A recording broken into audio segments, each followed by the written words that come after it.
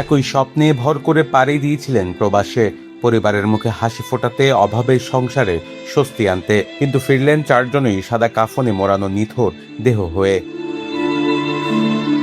ওমানের মুলাদ্দা এলাকায় গাড়ির ভেতরে এসি থেকে নির্গত বিষাক্ত কার্বন মনোক্সাইড গ্যাস কেড়ে নিয়েছে চট্টগ্রামের চাঙ্গুনিয়ার 4 প্রবাসী ভাইয়ের প্রাণ। রাশেদুল ইসলাম, শাহিদুল ইসলাম, সিরাজুল ইসলাম ও শহীদুল ইসলাম। একই পরিবারের 4 ভাইয়ের এমন মর্মান্তিক মৃত্যুতে স্তব্ধ পুরো রাঙ্গুনিয়া।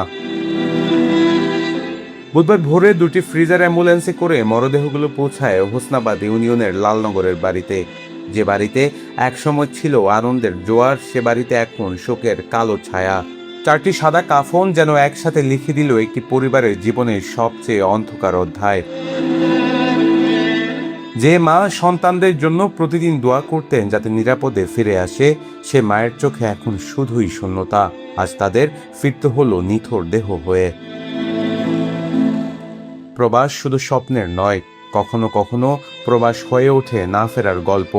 4 ভাইয়ের এই মৃত্যু আবারও মনে করিয়ে দিল জীবনের চেয়ে বড় কোনো উপার্জন নেই, আর পরিবারের চেয়ে মূল্যবান কোনো সম্পদও নেই। Desk report, বাংলাধারা।